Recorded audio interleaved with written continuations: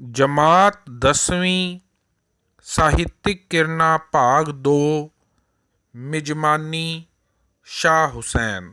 ਪਿਆਰੇ ਬੱਚਿਓ, learn Punjabi with ਉਮੀਦ ਸਰ ਦੇ ਇਸ ਸੈਸ਼ਨ ਵਿੱਚ ਮੈਂ ਉਮੀਦ ਸਿੰਘ ਇੱਕ ਵਾਰ ਫੇਰ ਤੁਹਾਡਾ ਸਵਾਗਤ ਕਰਦਾ ਹਾਂ। ਇਸ ਸੈਸ਼ਨ ਵਿੱਚ ਅਸੀਂ 10ਵੀਂ ਜਮਾਤ ਦੀ ਪਾਠ ਪੁਸਤਕ ਸਾਹਿਤਿਕ ਕਿਰਨਾਂ ਭਾਗ 2 ਵਿੱਚ ਦਰਜ ਕਵਿਤਾ ਮਿਜ਼ਮਾਨੀ ਬਾਰੇ ਚਰਚਾ ਕਰਾਂਗੇ।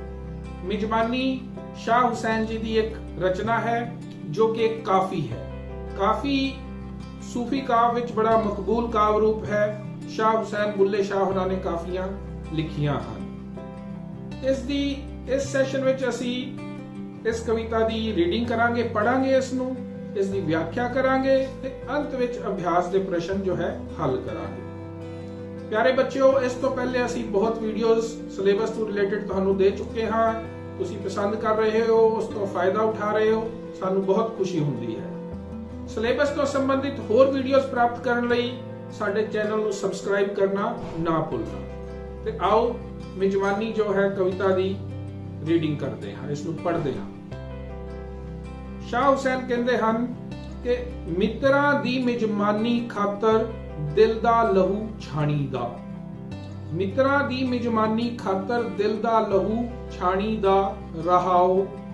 ਕੱਢ ਕਲੇਜਾ ਕੀਤਮ ਬੇਰੇ ਸੋ ਵੀ ਲਾਇਕ ਨਾਹੀ ਤੇਰੇ। ਹੋਰ ਤੌਫੀਕ ਨਾਹੀ ਕਿਛ ਮੇਰੇ ਪੀਓ ਕਟੋਰਾ ਪਾਣੀ ਦਾ। ਮਿੱਤਰਾਂ ਦੀ ਮਿਜ਼ਮਾਨੀ ਖਾਤਰ ਦਿਲ ਦਾ ਲਹੂ ਛਾਣੀ ਦਾ। ਅੱਗੇ ਕਹਿੰਦੇ ਹਨ, ਮਿੱਤਰਾਂ ਲਿਖ ਕਿਤਾਬਤ ਭੇਜੀ ਲੱਗਾ ਬਾਣ ਫਿਰਾਂ ਤੜਪੇਂਦੀ। ਤਨ ਵਿੱਚ ਤਾਕਤ ਰਹੀ ਨਾ ਮੁੱਲੇ ਰੋ ਰੋ ਹਰਫ ਪਛਾਣੀ ਦਾ। ਮਿੱਤਰਾਂ ਦੀ ਮਿਜ਼ਮਾਨੀ ਖਾਤਰ ਦਿਲ ਦਾ ਲਹੂ ਛਾਣੀ ਦਾ। ਅੱਗੇ ਕਹਿੰਦੇ ਹਨ ਕਿ ਤਨ ਮਨ ਆਪਣਾ ਪੁਰਜੇ ਕੀਤਾ। ਤਨ ਮਨ ਆਪਣਾ ਪੁਰਜੇ ਕੀਤਾ ਤੈਨੂੰ ਮਿਹਰ ਨਾ ਆਈਆ ਮੀਤਾ। ਅਸਾਨੂੰ ਹੋਰ ਉਜਰ ਨਾ ਕੋਈ ਚਾਰਾ ਕਿਆ ਨਿਮਾਣੀ ਦਾ। ਮਿੱਤਰਾਂ ਦੀ ਮਿਜ਼ਮਾਨੀ ਖਾਤਰ ਦਿਲ ਦਾ ਲਹੂ ਛਾਣੀ ਦਾ। ਮਿੱਤਰਾਂ ਦੀ ਮਿਜ਼ਮਾਨੀ ਖਾਤਰ ਦਿਲ ਦਾ ਲਹੂ ਛਾਣੀ ਦਾ। ਅਖੀਰ ਵਿੱਚ ਕਹਿੰਦੇ ਹਨ ਕਿ ਕਹੇ ਹੁਸੈਨ ਫਕੀਰ ਨਿਮਾਣਾ। ਕਹੇ ਹੁਸੈਨ ਫਕੀਰ ਨਿਮਾਣਾ ਤੈ ਬਾਜੋ ਕੋਈ ਹੋਰ ਨਾ ਜਾਣਾ। ਤੂੰ ਹੀ ਦਾਨਾ ਤੂੰ ਹੀ ਬੀਨਾ। ਤੂੰ ਹੀ ਦਾਨਾ ਤੂੰ ਹੀ ਬੀਨਾ ਤੂੰ ਹੈ ਤਾਣ ਨਿਤਾਣੀ ਦਾ। ਮਿੱਤਰਾਂ ਦੀ ਮਿਜ਼ਮਾਨੀ ਖਾਤਰ ਦਿਲ ਦਾ ਲਹੂ ਛਾਣੀ। ਸੋ ਇਹ ਕਵਿਤਾ ਹੈ। ਆਓ ਹੁਣ ਇਸ ਦੀ ਵਿਆਖਿਆ ਦੇਖਦੇ ਹਾਂ। ਵਿਆਖਿਆ ਬੱਚੋ, ਤੁਹਾਨੂੰ ਪ੍ਰਸੰਗ ਸਹਿਤ ਵਿਆਖਿਆ ਕਰਨੀ ਪੇਪਰ ਦੇ ਵਿੱਚ ਆਏਗੀ। ਤਾਂ ਪ੍ਰਸੰਗ ਤੁਸੀਂ ਇਸ ਤਰ੍ਹਾਂ ਲਿਖ ਸਕਦੇ ਹੋ ਕਿ ਇਹ ਕਾਵ ਟੋਟਾ ਜਾਂ ਇਹ ਕਾਵ ਸਤਰਾਂ ਸਾਡੀ ਪਾਠ ਪੁਸਤਕ ਸਾਹਿਤਿਕ ਕਿਰਨਾਂ ਭਾਗ 2 ਵਿੱਚ ਦਰਜ ਕਵਿਤਾ ਮਿਜ਼ਮਾਨੀ ਵਿੱਚੋਂ ਲਿਆ ਗਿਆ ਹੈ। ਇਸ ਦੇ ਰਚਨਹਾਰ, ਇਸ ਦੇ ਕਵੀ ਸ਼ਾਹ ਹੁਸੈਨ ਹਨ ਤੇ ਇਸ ਦੇ ਵਿੱਚ ਜੋ ਜੀਵ ਆਤਮਾ ਹੈ ਉਸ ਦਾ ਪਰਮਾਤਮਾ ਤੋਂ ਵਿਛੜੀ ਹੋਈ ਜੀਵ ਆਤਮਾ ਹੈ, ਉਸ ਦੀ ਤੜਪ ਬਾਰੇ ਦੱਸਿਆ ਗਿਆ ਹੈ। ਤਾਂ ਆਓ ਇਸ ਦੀ ਵਿਆਖਿਆ ਦੇਖਦੇ ਹਾਂ। ਸ਼ਾਹ ਹੁਸੈਨ ਕਹਿੰਦੇ ਹਨ ਕਿ ਮਿੱਤਰਾਂ ਦੀ ਮਿਜ਼ਮਾਨੀ ਖਾਤਰ ਦਿਲ ਦਾ ਲਹੂ ਛਾਣੀ ਦਾ। ਜੀਵ ਆਤਮਾ ਜੋ ਹੈ ਉਹ ਕਹਿੰਦੀ ਹੈ ਕਿ ਮੈਂ ਆਪਣੇ ਮਿੱਤਰ ਪਿਆਰੇ ਦੀ ਮਿਜ਼ਮਾਨੀ ਭਾਵ ਮਹਿਮਾਨ ਨਵਾਜੀ। ਮੈਂ ਆਪਣੇ ਮਿੱਤਰ ਪਿਆਰੇ ਦੀ ਮਹਿਮਾਨ ਨਵਾਜੀ ਲਈ ਆਪਣੇ ਦਿਲ ਦਾ ਲਹੂ ਛਾਣਨ ਲਈ ਤਿਆਰ ਹਾਂ। ਭਾਵ ਮੈਂ ਆਪਣਾ ਆਪ ਵਾਰਨ ਲਈ, ਨਿਛਾਵਰ ਕਰਨ ਲਈ ਤਿਆਰ ਹਾਂ, ਕਰਨਾ ਚਾਹੁੰਦੀ ਹਾਂ। ਰਹਾਓ ਦਾ ਭਾਵ ਹੈ ਠਹਿਰਾਓ। ਗੁਰਬਾਣੀ ਵਿੱਚ ਤੇ ਸੂਫੀ ਕਾਵ ਵਿੱਚ ਰਹਾਓ ਸ਼ਬਦ ਵਰਤਿਆ ਜਾਂਦਾ ਹੈ। ਰਹਾਓ ਦਾ ਅਰਥ ਹੈ ਠਹਿਰਾਓ। ਅੱਗੇ ਕਹਿੰਦੇ ਹਨ ਕਿ ਕੱਢ ਕਲੇਜਾ ਕੀਤਮ ਬੇਰੇ ਸੋ ਵੀ ਲਾਇਕ ਨਾਹੀ ਤੇਰੇ। ਜੀਵਾਤਮਾ ਕਹਿੰਦੀ ਹੈ ਕਿ ਮੈਂ ਆਪਣਾ ਕਲੇਜਾ ਕੱਢ ਕੇ ਕੀਤਮ ਕਰ ਦੇਣਾ ਬੇਰੇ ਭਾਵ ਟੁਕੜੇ। ਜਾਂ ਕਹਿਣ ਦਾ ਭਾਵ ਹੈ ਕਿ ਜੀਵਾਤਮਾ ਕਹਿ ਰਹੀ ਹੈ ਕਿ ਮੈਂ ਆਪਣੇ ਕਲੇਜੇ ਦੇ ਟੁਕੜੇ ਕਰਕੇ ਉਹ ਤੈਨੂੰ ਅਰਪਿਤ ਕੀਤੇ ਹਨ। ਸੋ ਵੀ ਲਾਇਕ ਨਹੀਂ ਤੇਰੇ। ਪਰ हे ਪ੍ਰਭੂ ਪ੍ਰੀਤਮ ਪਰਮਾਤਮਾ, ਉਹ ਵੀ ਤੇਰੇ ਲਾਇਕ ਨਹੀਂ ਹੈ। ਤੇਰੀ ਜੋ ਹਸਤੀ ਹੈ, ਤੇਰਾ ਜੋ ਰੁਤਬਾ ਹੈ ਉਹ ਉਸ ਤੋਂ ਉੱਚਾ ਹੈ, ਮੇਰੀ ਇਹ ਭੇਟ ਵੀ ਤੇਰੇ ਲਾਇਕ ਨਹੀਂ ਹੈ। ਫਿਰ ਅੱਗੇ ਕਹਿੰਦਾ ਹੋਰ ਤੌਫੀਕ ਨਹੀਂ ਕਿਛ ਮੇਰੇ। ਤੌਫੀਕ ਦਾ ਭਾਵ ਹੈ ਸਮਰੱਥਾ, ਕਿ ਇਸ ਤੋਂ ਵੱਧ ਮੇਰੀ ਹੋਰ ਕੋਈ ਸਮਰੱਥਾ ਨਹੀਂ, ਮੈਂ ਆਪਣੀ ਜਾਨ ਤੇਰੇ ਉੱਪਰੋਂ ਵਾਰ ਸਕਦੀ ਹਾਂ, ਇਸ ਤੋਂ ਵੱਧ ਮੇਰੀ ਸਮਰੱਥਾ ਨਹੀਂ ਹੈ। ਫਿਰ ਕਹਿੰਦੀ ਪੀਓ ਕਟੋਰਾ ਪਾਣੀ ਦਾ, ਮੈਂ ਤੁਹਾਨੂੰ ਪਾਣੀ ਭੇਟ ਕਰਦੀ ਹਾਂ, ਇਸ ਨੂੰ ਸਵੀਕਾਰ ਕਰੋ। ਪਾਣੀ ਤੋਂ ਇੱਥੋਂ ਭਾਵ ਹੈ ਕਿ ਜੀਵਾਤਮਾ ਰੋ ਰਹੀ ਹੈ, ਤੇ ਉਹ ਕਹਿਣਾ ਚਾਹੁੰਦੀ ਹੈ ਕਿ ਮੇਰੇ ਹੰਝੂ ਦੇਖ ਕੇ ਤੁਸੀਂ ਜੋ ਹੈ ਮੇਰੇ ਉੱਪਰ ਰਹਿਮ ਕਰੋ, ਮੇਰੇ ਉੱਪਰ ਦਇਆ ਕਰੋ, ਮੈਨੂੰ ਆਪਣੇ ਦਰਸ਼ਨ ਦਿਓ, ਮੈਨੂੰ ਮਿਲੋ। ਅੱਗੇ ਕਹਿੰਦੇ ਹਨ ਕਿ ਮਿੱਤਰਾਂ ਲਿਖ ਕਿਤਾਬਤ ਭੇਜੀ, ਲੱਗਾ ਬਾਣ ਫਿਰਾਂ ਤੜਫੇ। ਜੀਵਾਤਮਾ ਜੋ ਹੈ ਉਹ ਕਹਿੰਦੀ ਹੈ ਕਿ ਮੈਨੂੰ ਮੇਰੇ ਪ੍ਰਭੂ ਪ੍ਰੀਤਮ ਨੇ ਕਿਤਾਬਤ ਭੇਜੀ ਹੈ। ਕਿਤਾਬਤ ਦਾ ਅਰਥ ਹੁੰਦਾ ਹੈ ਚਿੱਠੀ, ਕਿ ਮੈਨੂੰ ਉਹਨਾਂ ਨੇ ਇੱਕ ਚਿੱਠੀ ਲਿਖ ਕੇ ਭੇਜੀ ਹੈ ਤੇ ਲੱਗਾ ਬਾਣ ਫਿਰਾਂ ਤੜਪੇਂਦੀ। ਤੇ ਜਦੋਂ ਦਾ ਉਹ ਮੈਨੂੰ ਸੰਦੇਸ਼ ਮੇਰੇ ਪਿਆਰੇ ਦਾ ਮਿਲਿਆ ਹੈ, ਮੇਰੇ ਅੰਦਰ ਬਿਰਹੋਂ ਦੀ ਤੜਪ ਲੱਗ ਗਈ ਹੈ, ਬਿਰਹੋਂ ਦਾ ਬਾਣ ਆ ਕੇ ਮੈਨੂੰ ਲੱਗਾ ਹੈ ਤੇ ਮੈਂ ਹੁਣ ਪਹਿਲੇ ਤੋਂ ਵੀ ਜ਼ਿਆਦਾ ਤੜਫ ਰਹੀ ਹਾਂ। ਤਨ ਵਿੱਚ ਤਾਕਤ ਰਹੀ ਨਾ ਮੁੱਲੇ, ਤੇ ਉਸ ਤੜਫ ਕਰਕੇ ਮੇਰੇ ਮਨ ਵਿੱਚ ਕੋਈ ਤਾਕਤ ਜੋ ਹੈ, ਮੇਰੇ ਤਨ ਦੇ ਵਿੱਚ ਕੋਈ ਤਾਕਤ ਜੋ ਹੈ ਨਹੀਂ ਰਹੀ। ਰੋ ਰੋ ਹਰਫ ਪਛਾਣੀ ਦਾ, ਤੇ ਮੈਂ ਉਸ ਚਿੱਠੀ ਦਾ ਜੋ ਹਰਫ ਭਾਵ ਜੋ ਅੱਖਰ ਹਨ, ਉਸ ਦੇ ਸ਼ਬਦ ਹਨ, ਮੈਂ ਉਸ ਨੂੰ ਰੋ ਰੋ ਕੇ ਪੜ ਰਹੀ ਹਾਂ। ਤਨ ਮਨ ਆਪਣਾ ਪੁਰਜੇ ਕੀਤਾ, ਤਨ ਮਨ ਆਪਣਾ ਪੁਰਜੇ ਕੀਤਾ, ਤੈਨੂੰ ਮਿਹਰ ਨਾ ਆਇਆ ਮੀਤਾ। ਉਲਾਣਾ ਦਿੰਦੀ ਹੈ ਜੀਵਾਤਮਾ, ਕਹਿੰਦੀ ਹੈ ਕਿ हे ਪ੍ਰਭੂ ਪਿਆਰੇ, ਮੈਂ ਆਪਣਾ ਤਨ ਮਨ ਪੁਰਜੇ ਕਰ ਦਿੱਤਾ ਹੈ, ਟੁਕੜੇ ਕਰ ਦਿੱਤਾ ਹੈ, ਤੇ ਤੈਨੂੰ ਮਿਹਰ ਨਾ ਆਇਆ ਮੀਤਾ, ਫਿਰ ਵੀ ਤੈਨੂੰ ਮਿਹਰ ਨਹੀਂ ਆਈ, ਤੈਨੂੰ ਮੇਰੇ ਉੱਪਰ ਦਇਆ ਨਹੀਂ ਆਈ। ਅੱਗੇ ਕਹਿੰਦੇ ਹਨ ਕਿ ਅਸਾਨੂੰ ਹੋਰ ਪੁਜਰ ਨਾ ਕੋਈ, ਚਾਰਾ ਕਿਆ ਨਿਮਾਣੀ ਦਾ। ਕਹਿੰਦੀ ਹੈ ਕਿ ਮੈਂ ਜੋ ਤੁਸੀਂ ਮੇਰੇ ਨਾਲ ਕਰ ਰਹੇ ਹੋ, ਜੋ ਮੈਨੂੰ ਤੁਸੀਂ ਤੜਪਾ ਰਹੇ ਹੋ, ਮੈਂ ਇਸ ਤੋਂ ਕੋਈ ਉਜਰ ਭਾਵ ਇਨਕਾਰ ਨਹੀਂ ਕਰ ਸਕਦੀ, ਇਸ ਦਾ ਵਿਰੋਧ ਨਹੀਂ ਕਰ ਸਕਦੀ। ਚਾਰਾ ਕਿਆ ਨਿਮਾਣੀ ਦਾ, ਮੈਂ ਇੱਕ ਨਿਮਾਣੀ ਹਾਂ, ਮੈਂ ਨਿਮਾਣੀ ਹਾਂ ਤੇ ਮੇਰਾ ਤੁਹਾਡੇ ਉੱਪਰ ਕੋਈ ਵਸ ਨਹੀਂ ਚੱਲਦਾ। ਭਾਵ ਜਦ ਤੱਕ ਤੁਹਾਡੀ ਕਿਰਪਾ ਨਹੀਂ ਹੋਵੇਗੀ, ਮੈਨੂੰ ਤੁਹਾਡੇ ਦਰਸ਼ਨ ਨਹੀਂ ਹੋ ਸਕਦੇ। ਅੱਗੇ ਕਹਿੰਦੇ ਹਨ ਕਿ ਲਾਸਟ ਦੀਆਂ ਜੋ 17 ਹਨ ਕਿ ਕਹੇ ਹੁਸੈਨ ਫਕੀਰ ਨਿਮਾਣਾ। ਸ਼ਾਹ ਹੁਸੈਨ ਕਹਿੰਦੇ ਹਨ ਕਿ ਜੀਵਾਤਮਾ ਨਿਮਾਣੀ ਹੈ, ਜੀਵਾਤਮਾ ਜੋ ਹੈ ਨਿਮਾਣੀ ਹੈ। ਉਹ ਕਹਿੰਦੀ ਹੈ ਮੈਂ ਨਿਮਾਣੀ ਹਾਂ, ਤੈ ਬਾਝੋਂ ਕੋਈ ਹੋਰ ਨਾ ਜਾਣਾ, ਤੇ ਮੈਂ ਤੇਰੇ ਬਿਨਾ ਕਿਸੇ ਹੋਰ ਨੂੰ ਨਹੀਂ ਜਾਣਦੀ। ਭਾਵ ਮੇਰਾ ਸਾਰਾ ਵਿਸ਼ਵਾਸ ਤੇਰੇ ਉੱਪਰ ਹੈ, ਮੇਰਾ ਹੋਰ ਕਿਸੇ ਉੱਪਰ ਵਿਸ਼ਵਾਸ ਨਹੀਂ, ਮੈਂ ਤੇਰੇ ਉੱਪਰ ਹੀ ਵਿਸ਼ਵਾਸ ਕਰਦੀ ਹਾਂ।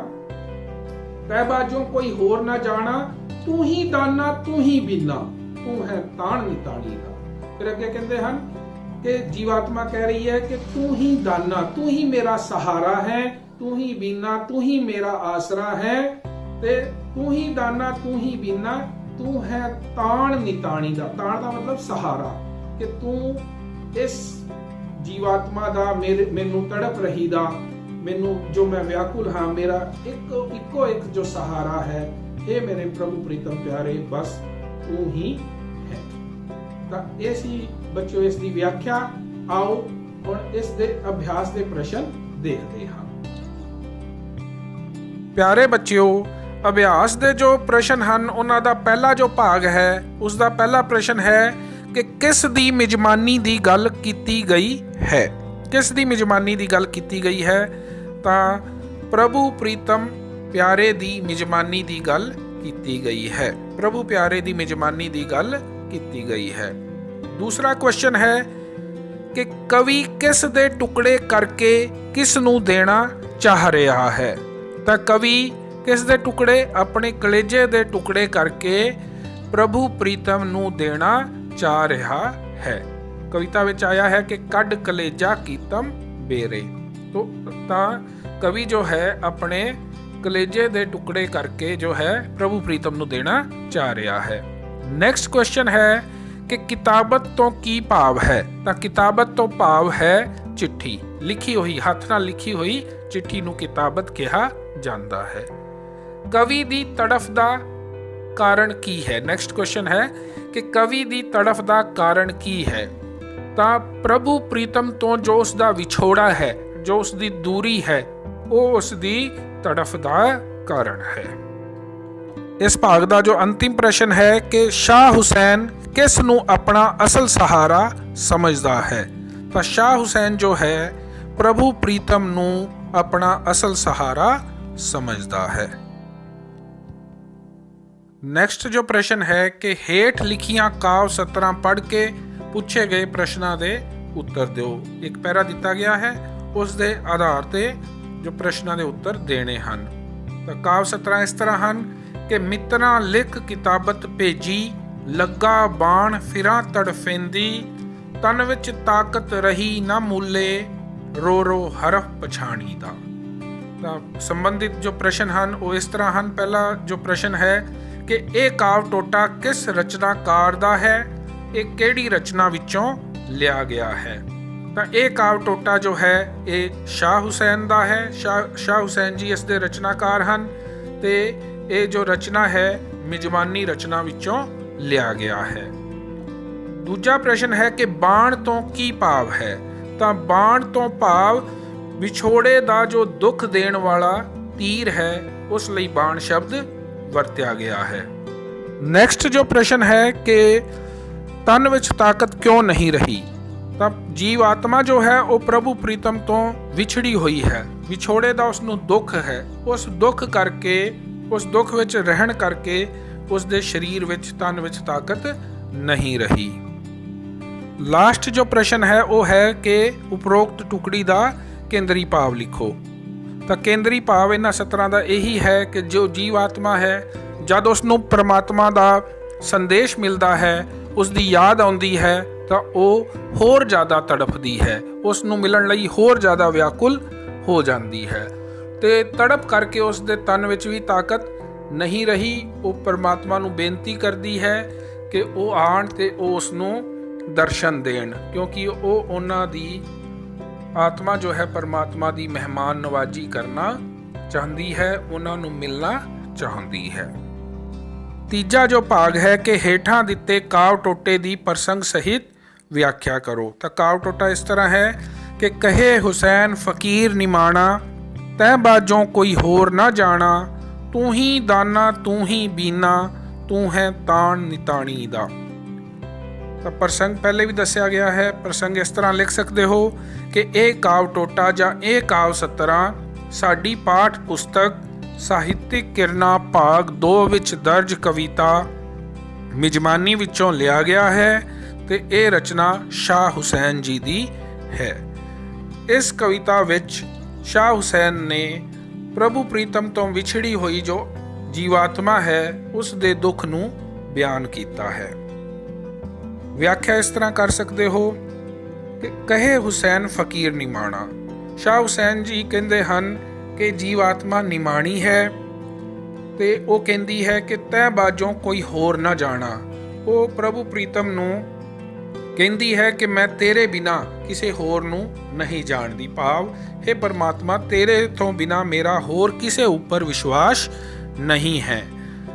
ਤੂੰ ਹੀ ਦਾਨਾ ਤੂੰ ਹੀ ਬੀਨਾ, ਤੂੰ ਹੈ ਤਾਣ ਨਿਤਾਣੀ ਦਾ। ਤੂੰ ਹੀ ਮੇਰਾ ਸਹਾਰਾ ਹੈ, ਤੂੰ ਹੀ ਮੇਰਾ ਆਸਰਾ ਹੈ। ਮੈਂ ਨਿਤਾਣੀ ਹਾਂ, ਭਾਵ ਬੇਸਹਾਰਾ ਹਾਂ, ਬੇਆਸਰਾ ਹਾਂ ਤੇ ਤੂੰ ਹੀ ਮੇਰਾ ਤਾਣ ਹੈ, ਤੂੰ ਹੀ ਮੇਰਾ ਸਹਾਰਾ ਹੈ।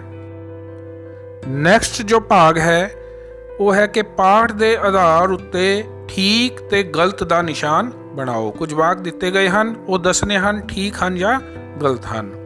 ਤਾਂ ਪਹਿਲਾ ਹੈ ਕਿ ਇਸ ਕਾਫੀ ਰੂਪ ਵਿੱਚ ਮਿੱਤਰਾਂ ਦੀ ਭੁੱਖ ਮਿਟਾਉਣ ਦੀ ਗੱਲ ਕੀਤੀ ਹੈ।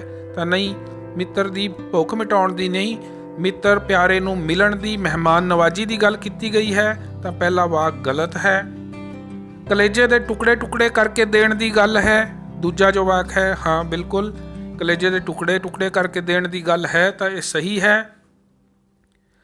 ਤੀਜਾ ਹੈ ਕਿ ਮਿੱਤਰਾਂ ਵੱਲੋਂ ਮਾਰੇ ਸ਼ਬਦਾਂ ਦੇ ਤੀਰ ਸਰੀਰ ਦੀ ਤਾਕਤ ਖਤਮ ਕਰ ਦਿੰਦੇ ਹਨ। ਤਾਂ ਹਾਂ ਆਇਆ ਹੈ ਕਿ ਲੱਗਾ ਬਾਣ ਫਿਰਾਂ ਤੜਪੇਂਦੀ, ਤਾਂ ਸਹੀ ਹੈ ਇਹ।